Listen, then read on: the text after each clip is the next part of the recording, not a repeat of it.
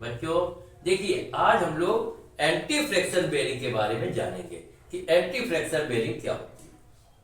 तो चलते हैं, घर्षण रहित बेरिंग अर्थात एंटी फ्रैक्शन बेरिंग। ये बेरिंग कैसी होती है?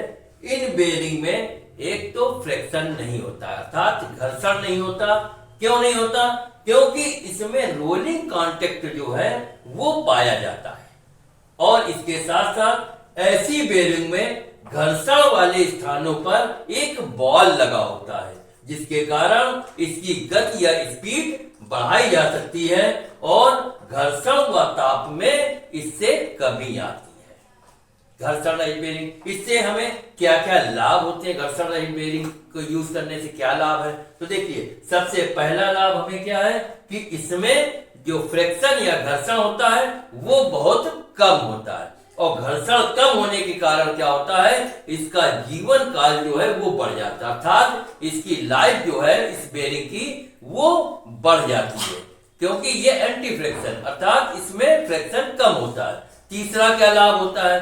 एंटी फ्रैक्शन बेरिंग होने के कारण तीसरा लाभ ये होता है कि इसमें लुब्रिकेंट की भी बहुत कम आवश्यकता होती है, क्योंकि अगर फ्रैक्शन ज्यादा होगा तो हमें बराबर लुब्रिकेंट करना होगा, लेकिन अगर फ्रैक्शन कम है तो लुब्रिकेंट की कम आवश्यकता होती है। इसके साथ साथ ऐसी बेरिंग को बदलना भी इजी होता है अर्थात आसान होता है, और कम स्नेहक की अर्थात वही हमने बताया कि इसमें लुब्रिकेंट की कम आवश्यकता होती है। इसके अलावा अधिक गति पर भी सरलता पूर्वक इस बेरिंग को चलाया जा सकता है, अर्थात स्पीड पर भी इस बेरिंग को इजी तरीके से यूज किया जा सकता है। ठीक, तो एंटी फ्रैक्शन बेरिंग क्या होती है हमने पढ़ा, फिर से देख लेते हैं एक बार। एंटी फ्रैक्शन बेरिंग अर्थात घर्षण रहित बेरिंग। घर्षण रहित बेरिंग क्या होती है? ऐसी बेरिंगों में घर्षण या फ्रैक्शन नहीं होता है, क्योंकि इसमें एक रोलिंग कांटेक्ट वो पाया जाता है। ऐसी बेरिंगों में घर्षण वाले स्थानों पर एक बॉल लगा होता है, जिसके कारण इसकी स्पीड व गति को भी बढ़ाया जा सकता है, और इसके साथ साथ घर्षण व ताप में भी अर्थात टेम्परेचर में भी बेरिंग में कमी आती है, अर्थात हीटिंग भी कम हीट करेगा बेरिंग। ठीक, अब आता है एंटी फ्रैक्शन बेरिंग जो होती हैं उससे क्या क्या लाभ है, एडवांटेज क्या है एंटी फ्रैक्शन बेरिंग के। तो देखिए, सबसे पहला एडवांटेज हमको ये मिलता है कि इसमें घर्षण या फ्रैक्शन वो बहुत कम होता है। दूसरा क्या हमें लाभ है? दूसरा लाभ है फ्रैक्शन कम होने के कारण इसकी जो लाइफ लाइन है अर्थात जीवन है या लाइफ है उसको बढ़ाया जा सकता है, वो अधिक लाइफ तक चल सकती है। तीसरा क्या लाभ है? तीसरा लाभ इसको बदलना जो है वो इजी होता है, एंटी फ्रैक्शन बेरिंग को हम आसानी से बदल सकते हैं। चौथा हमें लाभ ये है कि फ्रैक्शन कम होने के कारण इसमें लुब्रिकेंट की भी आवश्यकता कम होती है। इसके साथ साथ अधिक गति पर भी हम बहुत आसानी से अर्थात सरलता पूर्वक इस बेरिंग का यूज करके सॉफ्ट वगैरह को चला सकते हैं। ठीक है ना? तो ये हमारे कुछ लाभ हुए एंटी फ्रैक्शन बेरिंग के। अब इसके आगे पढ़ते हैं। अब पढ़ते हैं घर्षण रहित बेरिंग के प्रकार अर्थात types of anti friction bearing. Bearing कितने प्रकार की होती? कौन सी? Anti friction bearing. तो एंटी फ्रैक्शन बेरिंग जो होती हैं वो 3 प्रकार की होती है। कौन कौन सी होती हैं? पहला होता है एक रोलर बेरिंग, दूसरा होती है बॉल बेरिंग और तीसरी स्फेरिकल बेरिंग। ये 3 प्रकार की एंटी फ्रैक्शन बेरिंग होती है। अब हम लोग पहला पढ़ते हैं कि बॉल बेरिंग क्या होती है। तो बॉल बेरिंग कैसी होती है? इस प्रकार की बेरिंग में इनर रेस के ऊपर तथा आउटर रेस के अंदर क्या होता है कि भाग में पूरी परिधि में एक स्लॉट या खांचा कटा होता है, और इन खांचों में कुछ बॉल जो है वो पूरी परिधि में फैले होते हैं, जिसके कारण होता क्या है? जिसके कारण दोनों रेस एक दूसरे के सापेक्ष सरलता से मूव करते अर्थात घूम सकते हैं। इन बेरिंग में घर्षण कम होता है और इसके लिए क्या होता है, कम भार के जो बेरिंग, कम भार के लिए सिंगल ला बेरिंग का प्रयोग किया जाता है, जबकि अधिक भार के लिए क्या है, डबल ला बेरिंग का प्रयोग किया जाता है। फिर से सुनो, हम लोग पढ़ रहे हैं types of anti friction bearing, घर्षण रहित बेरिंग के प्रकार। तो घर्षण रहित बेरिंग या एंटी फ्रिक्शन बेरिंग अगर आ जाए तो क्या बताओगे कि एंटी फ्रिक्शन बेरिंग 3 प्रकार की होती है। एक होती है बॉल बेरिंग, दूसरी होती है रोलर बेरिंग और तीसरी स्फेरिकल बेरिंग। अब सबसे पहले बॉल बेरिंग कैसी बनी होती है? तो बॉल बेरिंग क्या होती है, इस प्रकार की बेरिंग में इनर रेस के ऊपर की ओर जबकि आउटर रेस के अंदर की ओर क्या बना होता है, पूरी परिधि में एक खांचा या स्लॉट या ग्रुप टाइप का बना होता है। और उस ग्रुप में क्या होता है, उस ग्रुप में या उस खांचे में पूरी परिधि में जो बॉल है वो फैले होते हैं, अर्थात पूरी परिधि में बॉल जो है वो सेट कर दिए जाते हैं, जिसके कारण क्या होता है, दोनों रेस एक दूसरे के, अर्थात दोनों रेस माने इनर रेस और आउटर रेस, ये दोनों रेस क्या होते हैं, एक दूसरे के सापेक्ष सरलता से मूव कर लेते हैं, अर्थात घूम सके। इस बेरिंग में घर्षण कम होता है और कम भार के लिए कौन सी बेरिंग, कम भार के लिए सिंगल ला बेरिंग का प्रयोग किया जाता है, जबकि अधिक भार वाले अगर जगह पे यूज किए जाते हैं वहां डबल ला बेरिंग का प्रयोग करते हैं।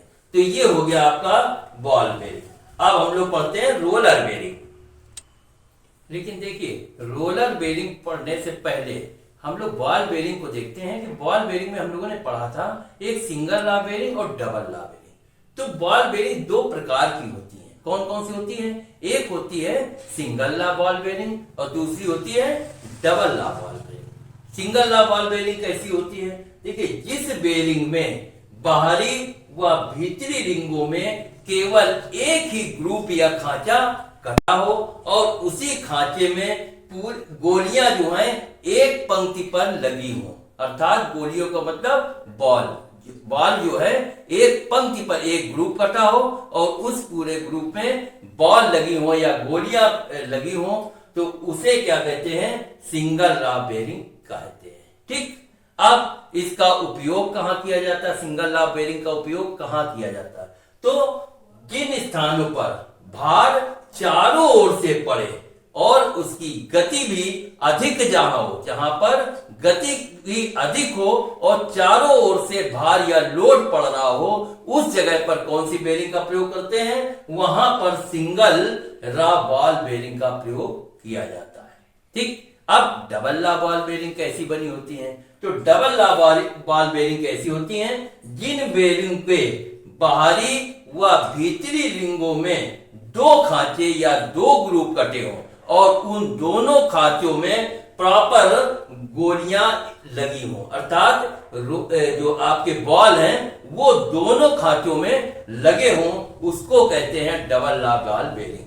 ठीक, अब डबल ला बॉल बेरिंग का प्रयोग कहां किया जाता है? तो जिन स्थानों पर अधिक तथा एक ही दिशा पर लोड पड़ रहा हो, जहां पर अधिक और एक ही दिशा पर लोड पड़ रहा हो, वहां पर इन बेरिंग का प्रयोग किया जाता है। जैसे मिलिंग मशीन में देख लो, वर्टिकल मिलिंग मशीन जो होती है उसमें क्या होता है, उसमें लोड आता है, तो वो वहां पे कौन सी डबल ला बेरिंग बॉल बेरिंग का प्रयोग किया जाता है वर्टिकल मिलिंग मशीन में।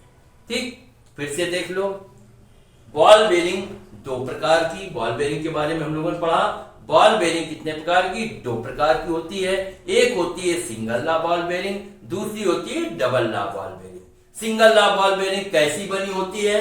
तो जिस बेरिंग में बाहरी व भीतरी रिंगों में केवल एक ही ग्रुप या खांचा कटा हो और उसमें गोलियों की केवल एक ही पंक्ति हो, अर्थात बॉल जो है वो एक ही पंक्ति में लगे हों, उसको सिंगल ला बॉल बेरिंग कहते हैं। और सिंगल ला बॉल बेरिंग का उपयोग कहां किया जाता है? जिन स्थानों पर भार या लोड चारों ओर से पड़ रहा हो और अधिक स्पीड पर भी उसका अधिक गति पर चलाना हो तो वहां पर सिंगल लॉ बॉल बेरिंग का प्रयोग किया जाता है। जबकि दूसरी होती है double row ball bearing. Double row ball bearing कैसी बनी होती है? जिन बेरिंग के बाहरी तथा भीतरी रिंगों में दो खांचे या दो ग्रुप कटे हुए और उसमें गोलियां भी दोनों खांचों पर अर्थात बॉल जो है दोनों खांचों में लगे हों, सेट हों, उसको कहते हैं डबल लॉ बॉल बेरिंग। अब डबल लॉ बॉल बेरिंग का प्रयोग कहां किया जाता है? जहां पर लोड जो है वो एक तरफ से अर्थात जहां पर लोड जो है अधिक हो तथा एक ही दिशा में पड़े वहां पर इन बेरिंग का प्रयोग किया जाता है, जैसे वर्टिकल मिलिंग मशीन में। ठीक, क्लियर हो गया?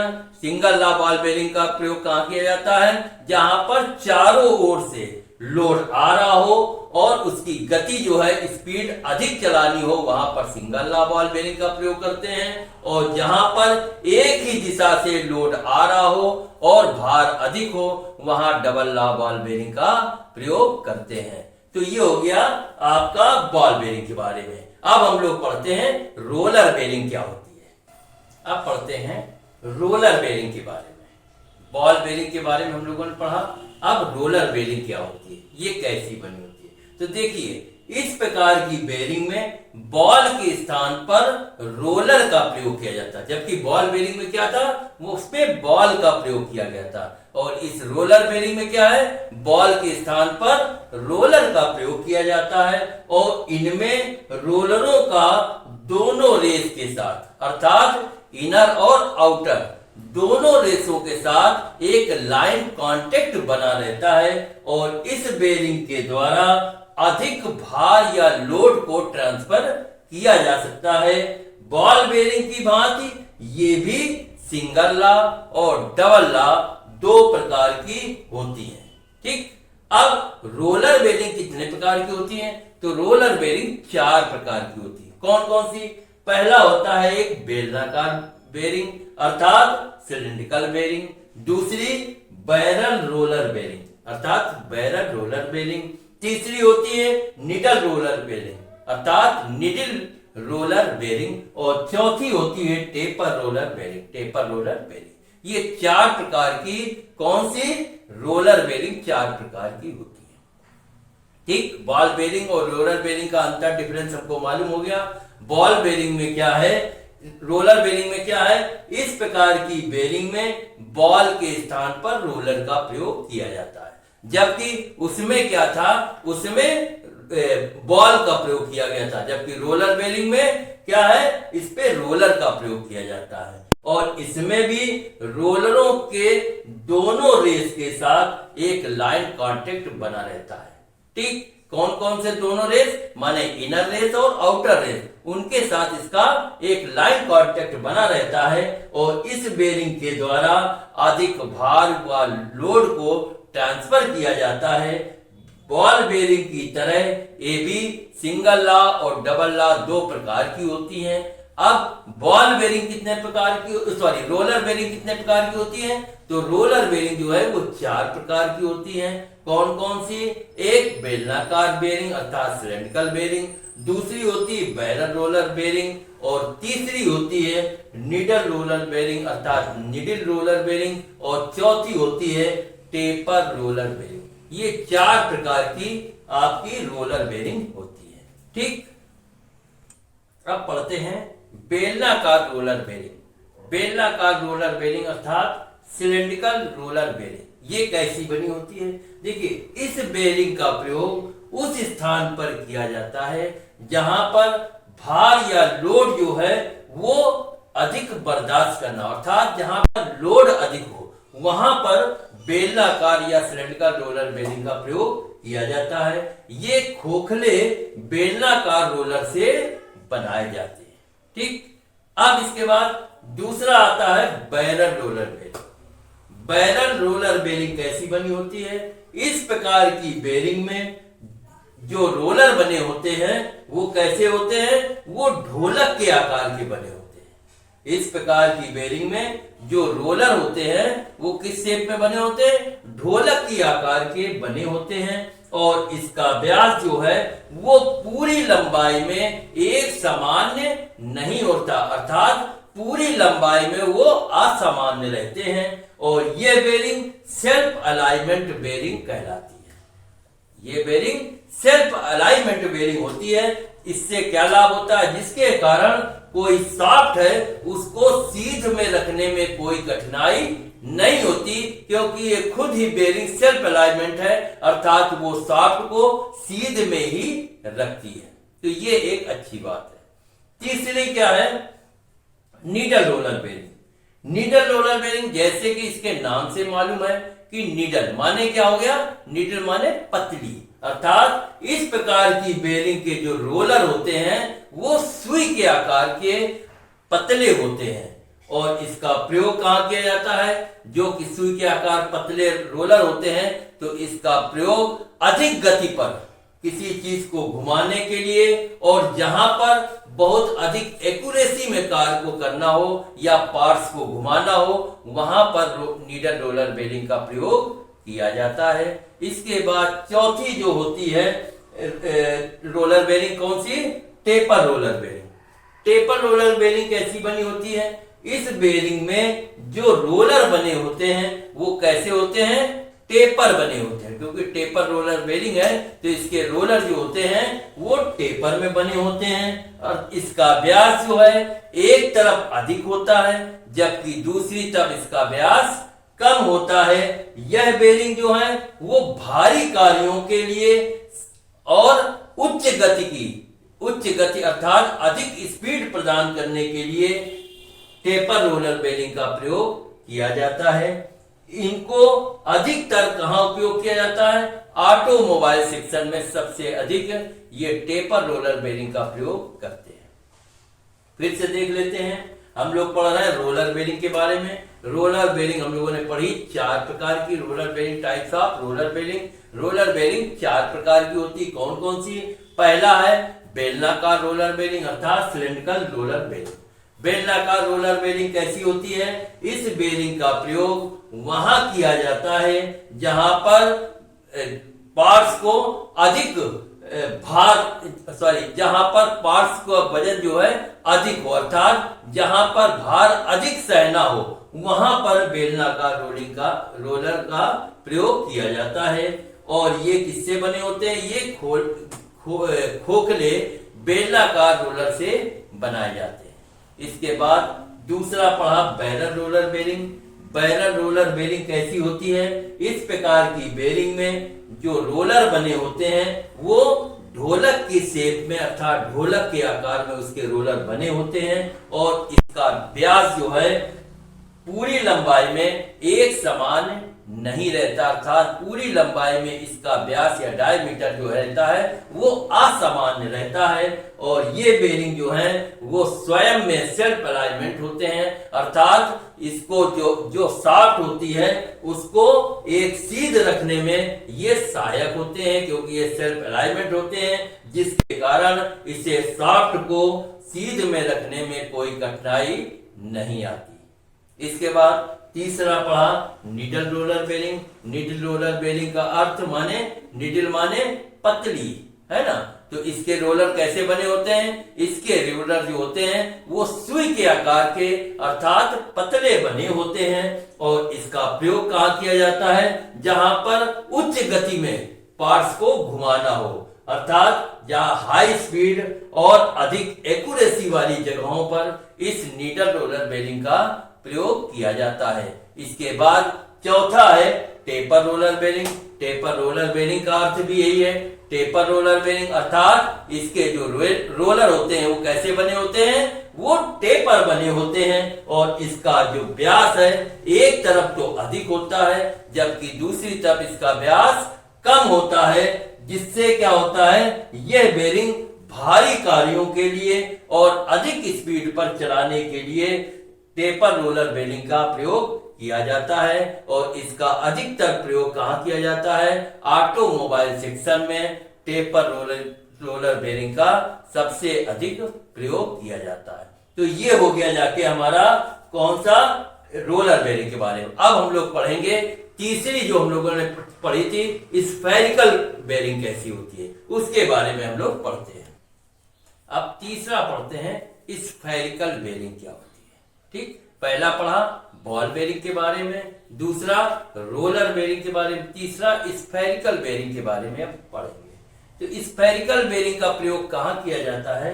देखिए, इस बेरिंग का प्रयोग ऐसे स्थानों पर किया जाता है जहां सॉफ्ट में कोड़ी विचलन होने की संभावना अधिक रहती है। अब ये विचलन क्या, ये हम लोगों ने जब लिमिट टॉलरेंस फिट के बारे में पढ़ा था तो विचलन के बारे में हम लोगों ने पढ़ा था कि जो एक्चुअल साइज और बेसिक साइज का जो बीजगणितीय अंतर होता है उसको विचलन या डेविएशन कहते हैं। ये दो प्रकार के होते हैं, अपर और लोअर, इस प्रकार के हम लोगों ने विचलन के बारे में विस्तार में पढ़ा था। ठीक, तो ये क्या है स्फेरिकल बेरिंग? इन बेरिंग का प्रयोग कहां किया जाता है? ऐसे स्थानों पर किया जाता है जहां सॉफ्ट में कोड़ी विचलन होने की संभावना अधिक रहती है और इसमें रोलर बॉल केज के अंदर इस प्रकार से फिट किए जाते हैं जिससे ये इनर रेस सहित आउटर रेस में कोड़ी विचलन होने पर भी पूर्ण दक्षता के साथ शक्ति परीक्षण कर सके। क्लियर हो गया? फिर से देख लो, स्फेरिकल बेरिंग क्या होती है? इस बेरिंग का प्रयोग ऐसे स्थानों पर किया जाता है जहां सॉफ्ट में कोड़ी विचलन होने की संभावना अधिक रहती है।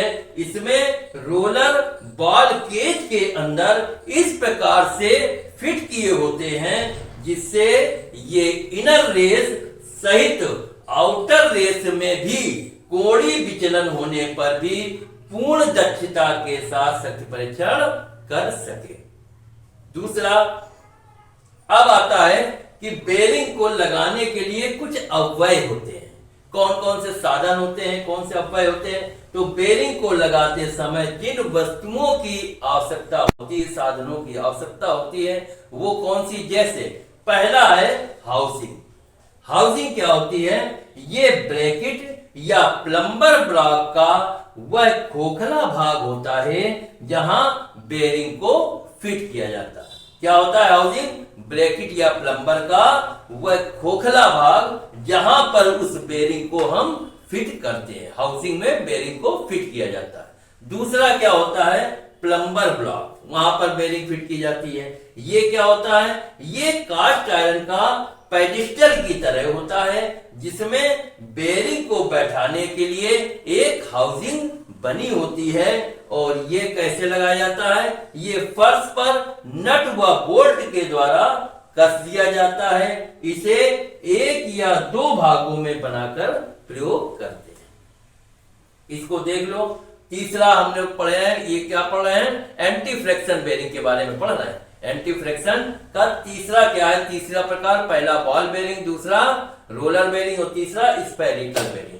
स्फेरिकल बेरिंग कैसी होती है? इसका प्रयोग कहां किया जाता है? इस बेरिंग का प्रयोग ऐसे स्थानों पर किया जाता है जहां सॉफ्ट में कोड़ी विचलन होने की संभावना अधिक रहती है और इसमें रोलर बॉल को क्या किया जाता है? एक बॉल केज के अंदर रोलर को इस प्रकार से फिट किया जाता है जिससे ये इनर रेस सहित आउटर रेस में कोड़ी विचलन होने पर भी पूर्ण दक्षता के साथ सख्त परीक्षण कर सके। अब इसके लिए हाउसिंग को लगाने के लिए कुछ साधनों की आवश्यकता होती है। कहां पर हाउसिंग फिट की जाती है? तो बेरिंग को लगाने की आवश्यक अवयव, बेरिंग को लगाते समय जिन वस्तुओं की आवश्यकता होती है वो निम्न प्रकार की है। पहला है हाउसिंग। हाउसिंग क्या होती है? यह ब्रैकेट या प्लम्बर ब्लॉक का वह खोखला भाग होता है जहां पर बेरिंग को फिट किया जाता है। दूसरा है प्लम्बर ब्लॉक। प्लम्बर ब्लॉक कैसा होता है? ये कास्ट आयरन का पेडिस्टल की तरह बना होता है जिसमें बेरिंग को बैठाने के लिए एक हाउसिंग बना होता है और ये फर्श पर नट और बोल्ट के द्वारा कस दिया जाता है। ये एक या दो भागों में बनाकर इसका प्रयोग किया जाता है। तो ये हो गए कुछ पार्ट्स। अब हम लोग पढ़ते हैं ब्रैकेट क्या होता है, उसके बारे में पढ़ते हैं। ब्रैकेट क्या होता है, देखिए ये हैंगर के आकार में कास्ट आयरन का बनाया जाता है। किस चीज का बना होता है ब्रैकेट? कास्ट आयरन का बना होता है। इसमें भी बेरिंग को बैठाने के लिए एक हाउसिंग बनी होती है। यह सेंटर शाफ्ट को सहारा देने के लिए भी प्रयोग में लाई जाती है। हैंगर कहाँ उपयोग होते हैं? हैंगर प्रायः छत में, जबकि ब्रैकेट का उपयोग दीवारों में किया जाता है। ठीक, फिर से देख लो ब्रैकेट क्या होते हैं, कैसे बने होते हैं। यह हैंगर के आकार में कास्ट आयरन के बने होते हैं। इसमें भी बेरिंग को बैठाने के लिए हाउसिंग बना होता है और यह सेंटर शाफ्ट को सहारा देने के लिए प्रयोग में लाए जाते हैं। अब ब्रैकेट का उपयोग कहाँ होता है? और तो ये छत में हैंगर जो है कहाँ उपयोग होते हैं? हैंगर का उपयोग छत में किया जाता है, जबकि ब्रैकेट का उपयोग दीवारों में किया जाता है। ये हो गया ब्रैकेट के बारे। अब हम लोग पढ़ लेते हैं बेरिंग फिट करने की विधियां क्या है। बेरिंग फिट करने के कौन से तरीके हैं, विधि क्या है? तो क्या है, सबसे पहला, बेरिंग को फिट करने से पहले शाफ्ट के व्यास में प्लस अलाउंस को रखना चाहिए। ठीक है ना, अलाउंसेस हम लोगों ने पढ़े हैं। तो अलाउंस क्या है? प्लस में, प्लस माइनस जो है, तो हमें बेरिंग को फिट करते समय शाफ्ट के व्यास में प्लस का अलाउंस जो है वो रखना चाहिए, प्लस अलाउंस में उसको रखना चाहिए। दूसरा क्या तरीका है कि छोटे माप वाले बेरिंग को शाफ्ट पर ड्राइव फिट करने के उपरांत पुनः हाउसिंग में फोर्स फिट के साथ फिट करें। ठीक, तीसरा क्या है, बड़े माप वाले बेरिंग को सर्वप्रथम हाउसिंग में फिट करके पुनः शाफ्ट को अलाइनमेंट में रखकर फिट किया जाता है। नेक्स्ट क्या है, बेरिंग को फिट करते समय नर्म हैमर या आप कह सकते हो सॉफ्ट हैमर का उपयोग करना चाहिए, है ना। इसके अलावा क्या है, जहां लंबी व पतली शाफ्टें हो, जहां पतली व लंबी शाफ्ट हो वहां पर कम से कम 3 बेरिंग का प्रयोग करना चाहिए। परंतु अगर शाफ्ट बड़ी व छोटी लंबाई में है तो 2 बेरिंग का प्रयोग करना चाहिए। इसके अलावा छठा विधि यह है कि गति व भार के अनुसार ही बेरिंग का चयन करना चाहिए। फिर से देख लो एक बार, ब्रैकेट क्या होता है। ब्रैकेट यह हैंगर के आकार में कास्ट आयरन का बनाया जाता है। इसमें भी बेरिंग को बैठाने के लिए हाउसिंग बनी होती है और यह सेंटर शाफ्ट को सहारा देने के लिए प्रयोग में लाया जाता है ब्रैकेट। ठीक है ना। अब जो हैंगर है उसका उपयोग छत में किया जाता है, जबकि ब्रैकेट को दीवारों में लगाकर प्रयोग में लाया जाता है। अब बेरिंग को फिट करने की विधियां क्या क्या हैं। तो पहला, बेरिंग को फिट करने से पहले शाफ्ट के व्यास में प्लस अलाउंस को रखा जाता है, अर्थात शाफ्ट का जो डायामीटर है वो प्लस अलाउंस में रखा जाता है। दूसरा है कि छोटे माप वाले बेरिंग को शाफ्ट पर ड्राइव फिट करने के उपरांत पुनः हाउसिंग में फोर्स फिट करें।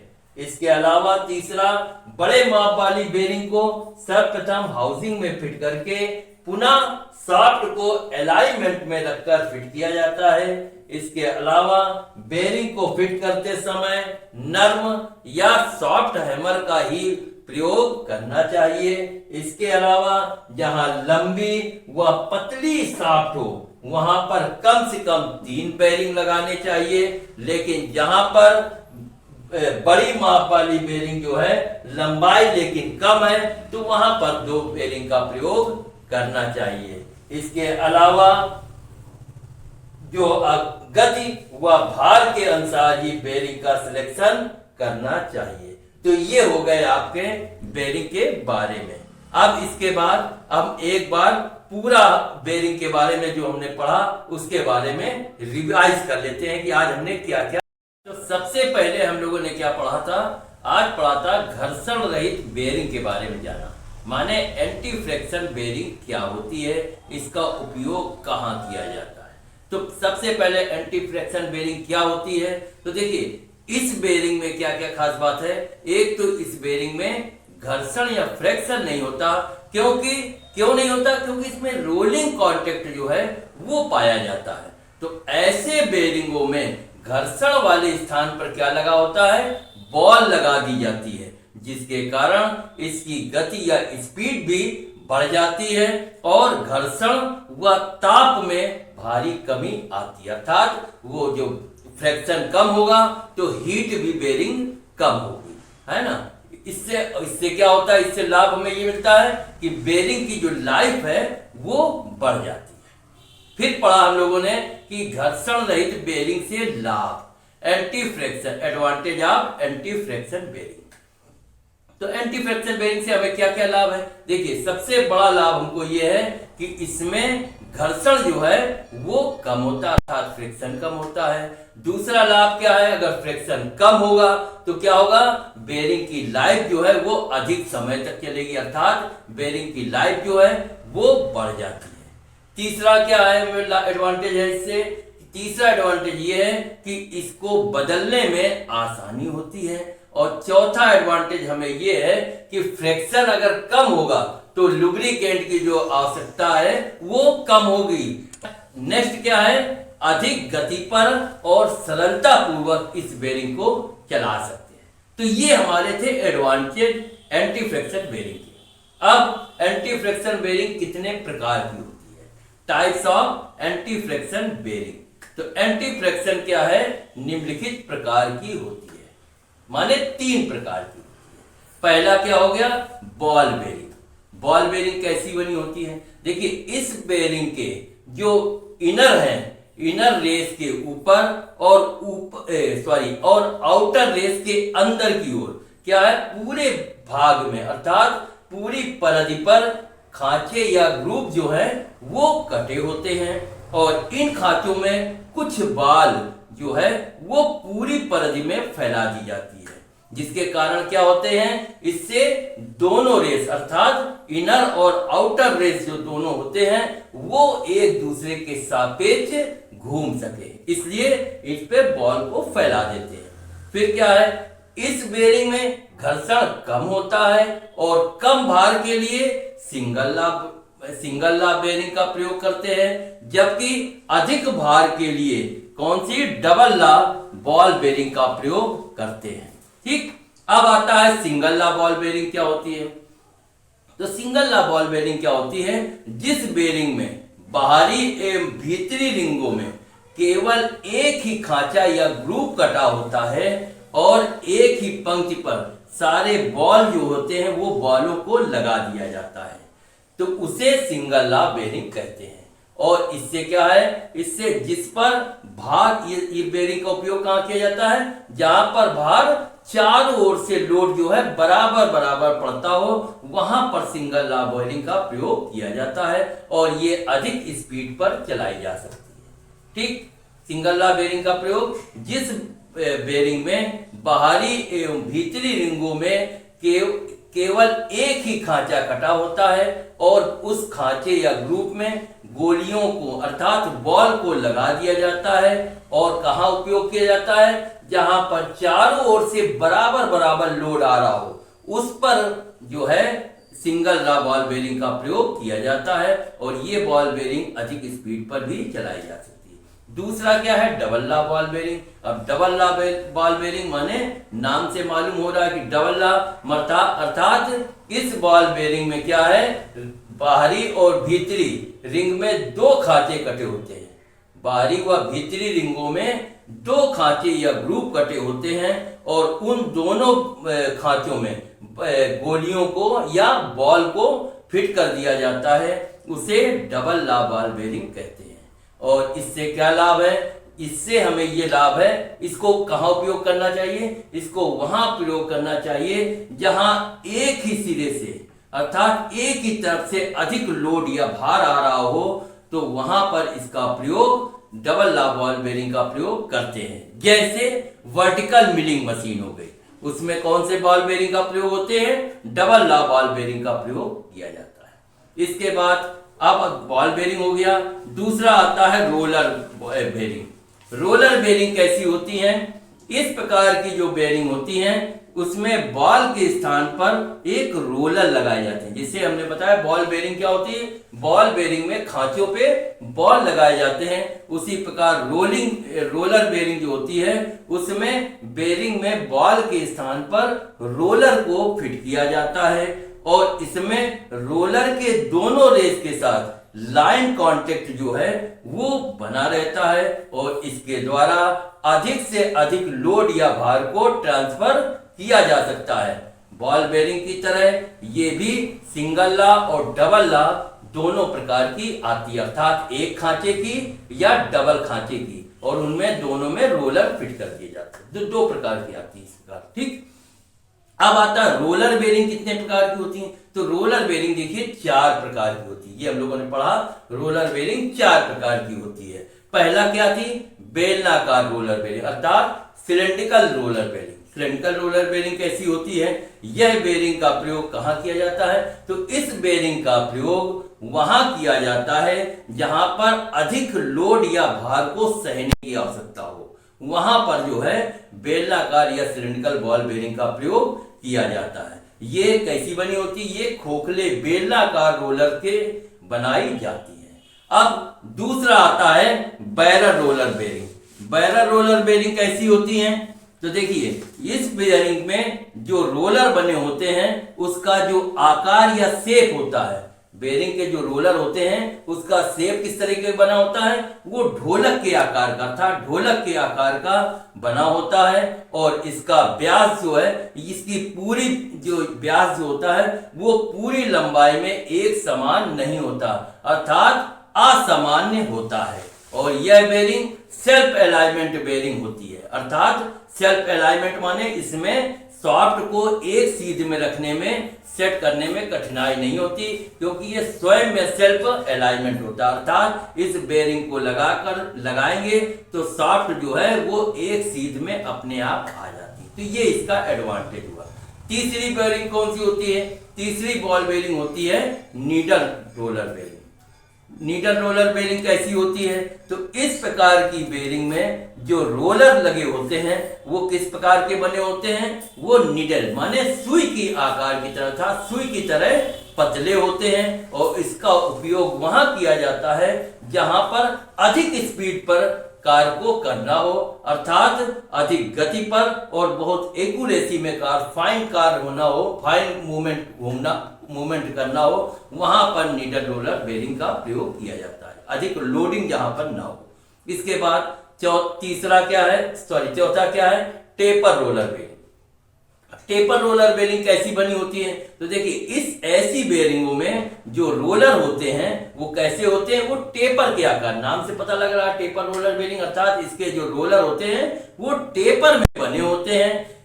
इसके एक सिरे का व्यास जो होता है वो अधिक बड़ा होता है, जबकि दूसरे सिरे का व्यास जो होता है वो कम होता है। और यह बेरिंग कहाँ उपयोग की जाती है? जहां भारी कार्यों की आवश्यकता हो, भारी कार्यों के लिए वह अधिक गति पर कार्य को करना हो, वहां पर टेपर रोलर बेरिंग का प्रयोग किया जाता है। जैसे ऑटोमोबाइल सेक्शन में इस बेरिंग का अधिक उपयोग किया जाता है। तो ये हो गए बॉल बेरिंग और रोलर बेरिंग के बारे में। और तीसरी बेरिंग क्या होती है? Spherical bearing. स्फेरिकल बेरिंग कैसी बनी होती है? इस बेरिंग का प्रयोग ऐसे स्थानों पर किया जाता है जहां सॉफ्ट में कोणी विचलन अर्थात डिवेशन जो है होने की संभावना अधिक होती है। इसमें रोलर जो है वो बॉल केस के अंदर फिट होते हैं, इसमें रोलर बॉल केस के अंदर इस तरह फिट रहते हैं जिससे इनर रेस और आउटर रेस में कोणी विचलन होने के बावजूद भी पूर्ण दक्षता के साथ कार्य को कर सके। तो ये हो गए 3 प्रकार की हमारी एंटी फ्रिक्शन बेरिंग के बारे में। अब कुछ इसके अव्यय होते हैं, वो कौन से? जैसे हाउसिंग हो गई, ब्रैकेट हो गई। तो ब्रैकेट क्या होता है? ब्रैकेट के बारे में पढ़ते हैं। यह हैंगर के आकार का कास्ट आयरन का बना होता है। इसमें बेरिंग को बैठाने के लिए एक हाउसिंग बनी होती है। और हाउसिंग कैसी होती है? हाउसिंग जो है वो ब्रैकेट का खोखला भाग होता है जिसमें बेरिंग फिट की जाती है और यह सेंटर शाफ्ट को सहारा देने के लिए प्रयोग में लाई जाती है। और हैंगर कहाँ लगते हैं? हैंगर प्रायः छत में, जबकि ब्रैकेट का प्रयोग दीवारों पर किया जाता है।